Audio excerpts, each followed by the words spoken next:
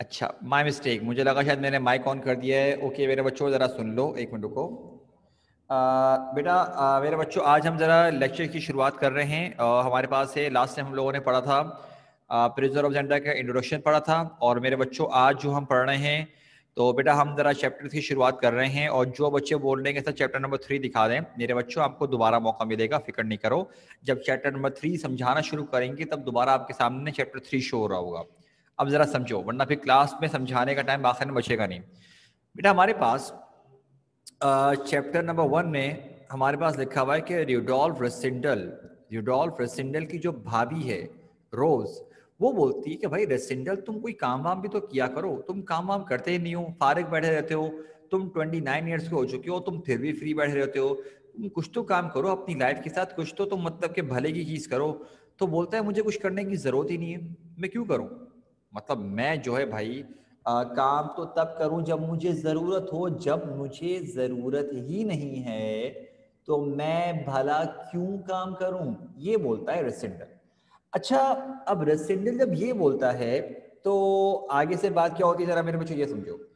इसका भाई आता है। अब भाई के बारे में क्या लिखा है मेरे बच्चों, ज़रा देखो, लिखा हुआ है कि लॉर्ड बर्लिस्टन, ये इसका नाम नहीं है इसके भाई का, इसके भाई का नाम है रॉबर्ट। अब मैंने आपको बताया है कि रेसिंडल जो है हमारे हीरो का सर नेम है, ठीक है। तो इसका मतलब क्या हुआ कि रॉबर्ट का फुल नेम क्या होगा, रॉबर्ट रेसिंडल। हम उसको रिडोल्फ के नाम से नहीं बुलाएंगे, रेसिंडल बोलते हैं हीरो को। तो इसका भाई आके बोलता है कि भाई रेसिंडल बेटा, मैंने तुम्हारे लिए जॉब ढूंढ ली है, और जॉब तुम करोगे सर जेकब बोरोडेल के पास एज एन अटैची के तौर पर, लाइक असिस्टेंट वगैरह के तौर पर तुम काम करोगे। जो कि और सर जेकब बोरोडेल कौन है, एक एम्बेसडर हैं रूरिटानिया की कंट्री के। लेकिन आगे से जो रॉबर्ट भाई होता है रेसिंडल का, वो क्या बोलता है, लेकिन तुम्हें जो है ये बात पहले से बता रहा हूं कि तुम्हारी जॉब स्टार्ट होगी 6 मंथ्स में, 6 महीने में शुरुआत होगी तुम्हारी मंथ्स की। अब भाभी उसकी बड़ी जो रोज होती है, वो बोलती है भाई देखो रेसिंडल, मना मत करना, जॉब कर लेना, जॉब लास्ट में तुम करना, क्योंकि तुमने वैसे ही बहुत टाइम ज़ाया किया अपनी लाइफ में। तो आखिर में कर करा के रेसिंडल मान जाता है कि चलो भाई ठीक है यार, जॉब कर लेते हैं, सही है। लेकिन जॉब की शुरुआत हो रही है 6 महीने में। तो रेसिडेंटल सोचता है कि यार मेरे पास सिर्फ 6 मंथ्स हैं, तो मुझे इन 6 मंथ्स के अंदर अंदर ही जो अपनी जो कुछ भी इंजॉय करना है वो इंजॉय करना है। तो वो डिसाइड करता है कि सबसे पहले वो जाएगा रूरिटानिया की कंट्री, जो मुल्क है ना रूरिटानिया, उस मुल्क में जाएगा। और मुल्क में कहाँ जाएगा, उसके कैपिटल में स्ट्रेलसोम में जाएगा। और क्यों जा रहा है यहाँ पर, जाने की वजह भी तो होगी ना मेरे बच्चों। यहाँ पर इसलिए जा रहा है क्योंकि वहाँ पर होने वाली है coronation of king Rudolph the fifth. यहाँ पर ताज पोशी की रस्म होने वाली है किंग रूडोल्फ की। क्योंकि मेरे बच्चों, ये मौका बहुत कम नसीब होता है कि किसी को ताजपोशी की रस्म देखने को मिले। जैसे कि अगर हम बात करें बल्कि बरतानिया की, तो मेरे बच्चों आपको पता होगा कि बेटा ये जो है हमारे पास कोई आज से 60 साल से ऊपर की बात हो चुकी है, तब जाके कोरोनेशन सेरेमनी हुई थी, तब जाके कोरोनेशन सेरेमनी हुई थी, और अभी तक हुई ही नहीं है। वो मरेगी तो होगी ना, बात ये सारी की सारी। मेरे बच्चों यहाँ तक समझ में आ गया तो मुझे मैसेज कर दो कंटिन्यू। अभी ज़रा अजान हो रही है, मैं अजान के बाद दोबारा कंटिन्यू कर रहा हूँ। अगर यहाँ तक चैप्टर 1 समझ में आ चुका है, चैप्टर 1 यहाँ ख़त्म हो चुका है, तो मुझे कंटिन्यू का मैसेज कर दो ज़रा, ताकि फिर मैं ज़रा आगे पढ़ाऊँगा। जल्दी करो, अजान के बाद, अजान का गैप ले रहा हूँ। चौथा पॉइंट नहीं आया। अच्छा जवेरिया बेटा, एक मिनट को तुमको मैं दोबारा बताता हूँ, एक मिनट को। ये लो भाई, चैप्टर 3 देख लो।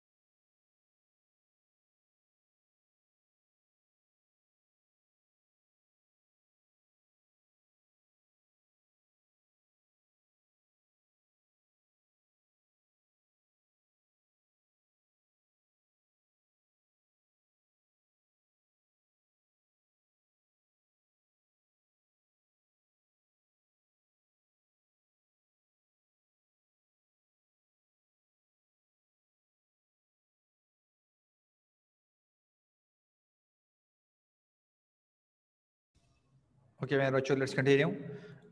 बेटा आप लोगों ने, कुछ बच्चों ने बोला कि सर पॉइंट नंबर 4 दोबारा एक्सप्लेन कर दें।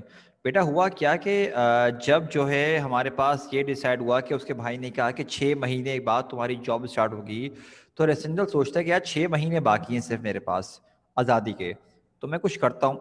तो रेसिडेंटल डिसाइड करता है कि वो क्या करेगा, वो कोरोनेशन अटेंड करेगा, ताजपोशी की रस्म जाके देखेगा, ऑडियंस के तौर पे इस सेरेमनी को देखेगा, जो कि कहाँ पर हो रही है, रूरिटानिया की कंट्री में हो रही है, स्ट्रेल्सू पर।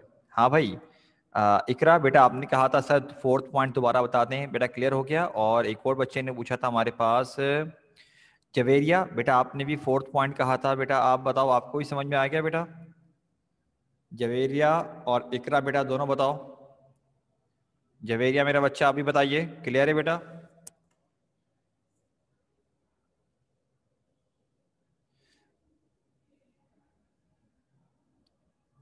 ताजपोशी की रस्म मेरा बच्चा रूरिटानिया की कंट्री, ये रूरिटानिया जो है ना ये मुल्क का नाम है।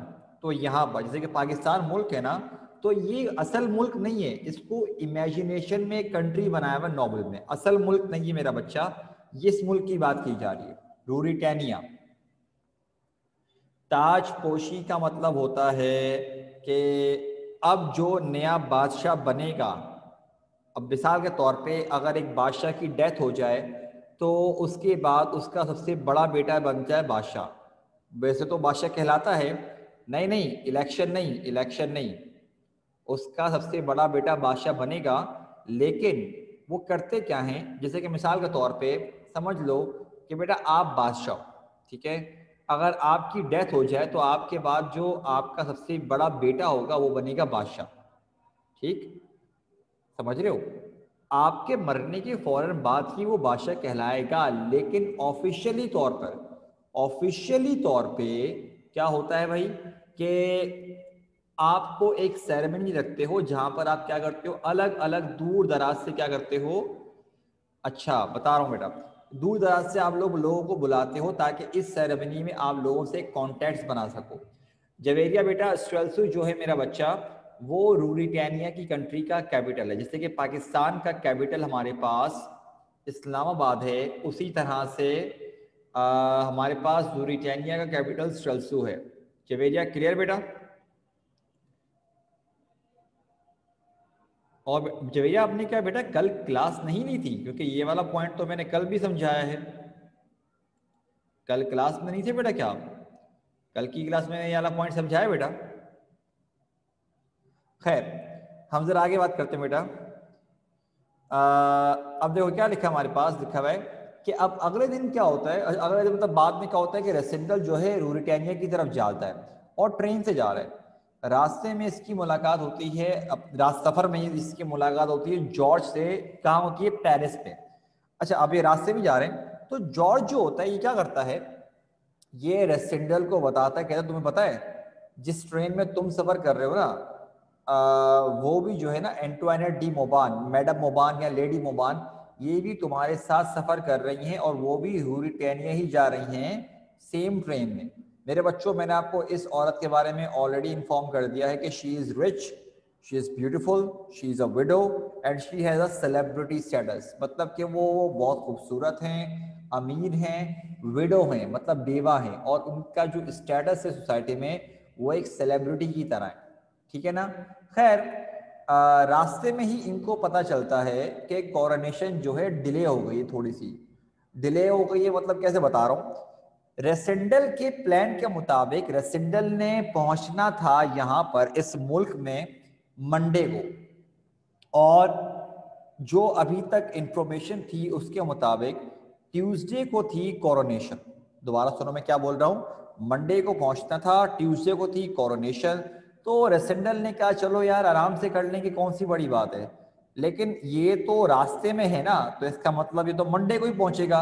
लेकिन अब ट्यूसडे को कोरोनेशन नहीं है, अब कोरोनेशन होगी हमारे पास कब? वेनेसडे को, एक दिन बीच में आ गया।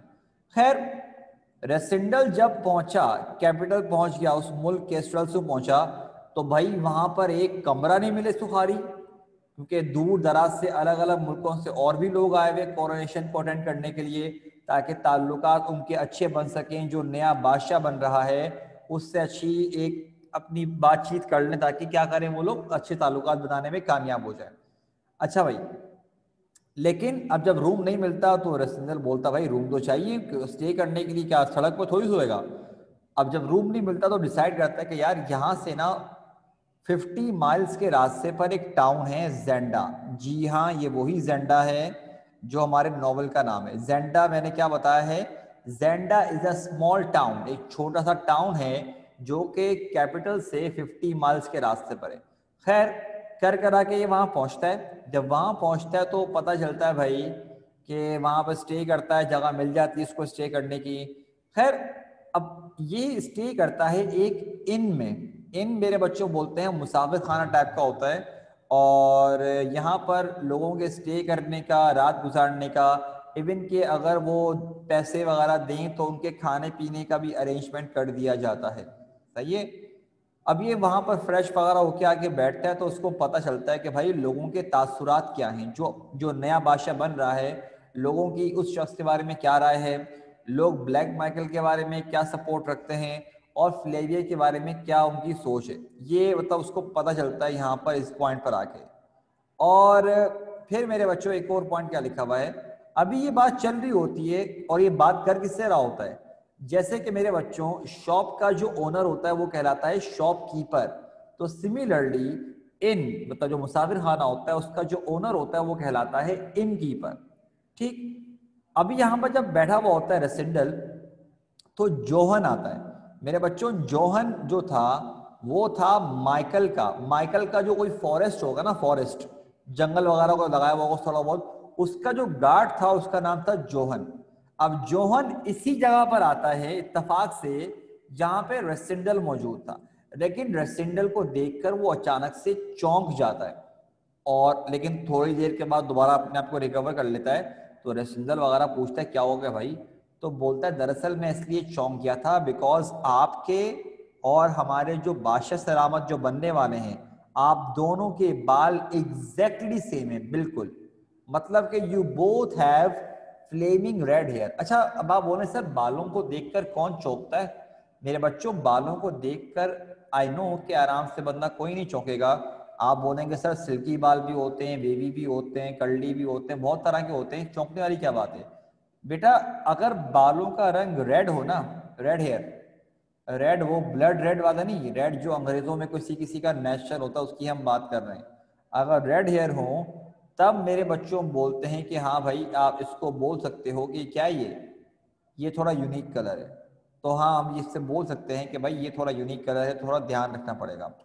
मेरे बच्चों ये चैप्टर 2 समझ में आ गया तो काइंडली जरा मुझे मैसेज कर दीजिए कि कंटिन्यू, शाबाश।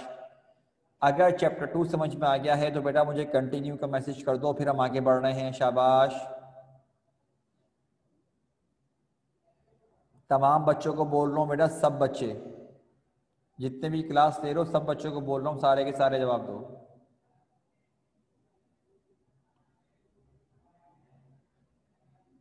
अच्छा बेटा जवेरिया 7 पॉइंट में लिखा हुआ है कि दरअसल जब रेसिडेंटल वहां पहुंच जाता है ना स्टे करने के लिए तो उसको पता चलता है कि वो बादशाह के बारे में सुनता है, माइकल के बारे में सुनता है, फ्लेविया के बारे में सुनता है, और देखता है कि किस तरह से सल्तनत के मामलात चल रहे हैं।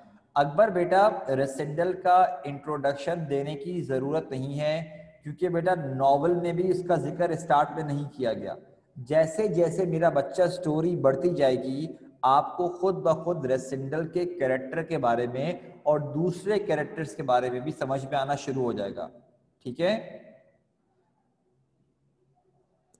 अच्छा अम्मार बोल रहे हैं कि सर फाइट क्यों लिखा हुआ है। नहीं लाइबा बेटा रेसिडेंटल एक नॉर्मल बंदा है। मतलब मिसाल के तौर पे समझो, देखो समझो रेसिडेंटल जो है ना, दरअसल रेसिडेंटल एक खानदान है पूरा का पूरा, सही है ना, फैमिली है। तो ये बताया गया है कि रॉयल फैमिली ना उनकी दूर की रिश्तेदार है, बहुत दूर की।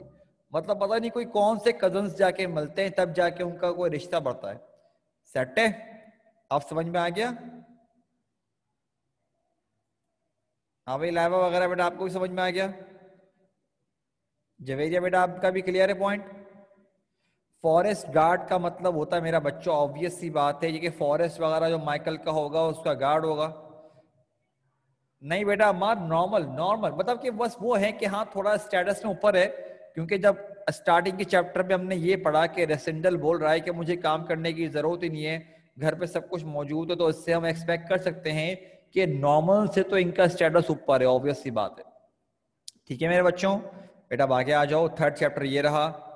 अच्छा अब जरा देखो, अगली सुबह मतलब कि ट्यूसडे, तो ट्यूसडे हो चुकी है, तो यार रेसिडेंटल सोचते हैं कि यार अब क्या करूं, क्योंकि मैं तो एक दिन पहले पहुंच गया, रास्ते में ही जो कोरोनेशन थी वो डिले हो गई, तो अब क्या करूं।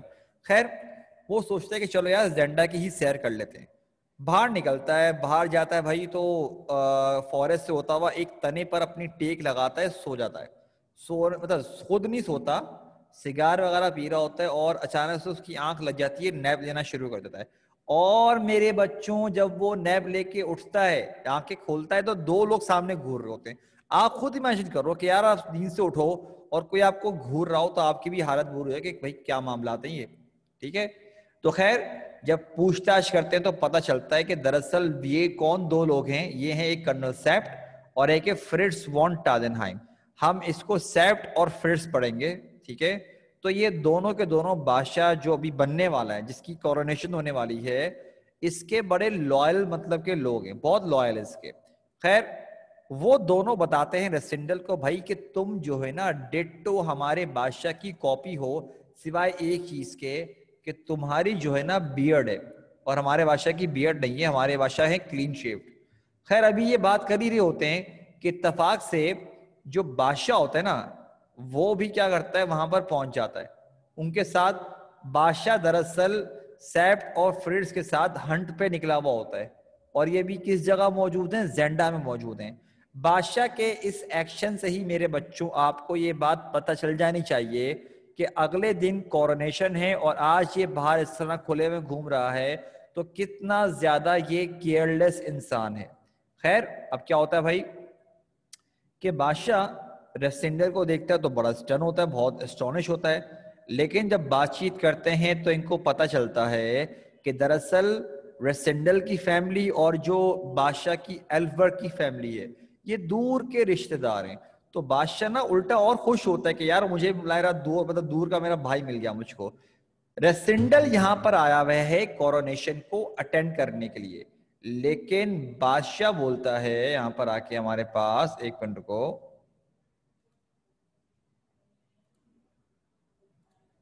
ठीक है, बादशाह आके यहां पर बोलता है क्या कि भाई अच्छा, हाँ बादशाह बोलता है कि यार तुम मेरे साथ आओ, हमारे साथ, तो खुशी में होता है कि मेरे साथ चल के आओ, और ना तुम क्या करो, तुम डिनर करो मेरे साथ। अब क्या है, नहीं मेरा बच्चा, मेरी आवाज सही जा रही है, आई थिंक मेरे आवाज का मसला नहीं हो रहा होगा। हाँ ये ट्यूसडे चल रहा है, ये अभी ट्यूसडे, ट्यूसडे की रात हो गई है, ट्यूसडे की रात चल रही है, डिनर का वक्त आ चुका है। ठीक है, अब क्या होता है, रात के वक्त उनको बादशाह, अब देखो यहां पर कौन कौन मौजूद है, बादशाह मौजूद है, बादशाह के दो साथी सेप्ट और फ्रिट्स मौजूद हैं, बादशाह ने भी इनवाइट किया है रेसिंडल को डिनर पर, ये चौथा बंदा मौजूद है, और यहां पर जो औरत खाना पका रही है, बूढ़ी औरत मौजूद है, पांच लोग, दोबारा सुन लो, बादशाह, बादशाह के दो साथी सेट फ्रिट्स, रेसिंडल को इनवाइट किया, बूढ़ी औरत खाना पका रही है, ये पांच लोग मौजूद हैं, खाना खाते हैं, ड्रिंक पीते हैं। अब छठा बंदा एंटर होता है, छठे बंदे का नाम है जोसेफ, ये भी बादशाह का बड़ा फेथफुल सर्वेंट है। ये आता है और इसके पास पूरी बोतल है वाइन की, पूरी बॉटल है वाइन की, और ये बोलता है, बादशाह को बोलता है कि सर ये आपके भाई ने आपके लिए तोहफतन भेजी है गिफ्ट के तौर पे, आपके बादशाह बन, कल आप बादशाह बन रहे हैं उसकी खुशी में। तो बादशाह जो ऑलरेडी शराब पी रहा होता है, वो पूरी बोतल पकड़ता है, बोलता है ये मेरे भाई की तरफ से है, ये मैं शेयर नहीं करूंगा, और पूरी की पूरी बोतल पी जाता है। मेरे बच्चों यहां पर हमारे पास थर्ड चैप्टर खत्म। बेटा अब आप लोग खुद बताओ, ऑल क्लियर है? बताओ, कोई सवाल है तो पूछ, तो नहीं पूछना बेटा जल्दी से बताओ ऑल क्लियर, क्योंकि मेरी नेक्स्ट क्लास का टाइम शुरू हो चुका है, इसलिए बोल रहा हूँ बेटा, शाबाश जल्दी करो, जल्दी करो बेटा। और मेरे बच्चों एक बात बताओ, अगर मैं इस तरह से चैप्टर के पॉइंट्स लिखवा के समझा रहा हूं, तो बेटा आप लोगों को समझ में आ रहा है ना आराम से, क्योंकि मैं इस तरह पढ़ाता हूँ और अल्हम्दुलिल्लाह अल्हम्दुलिल्लाह बच्चों को समझ में आता है।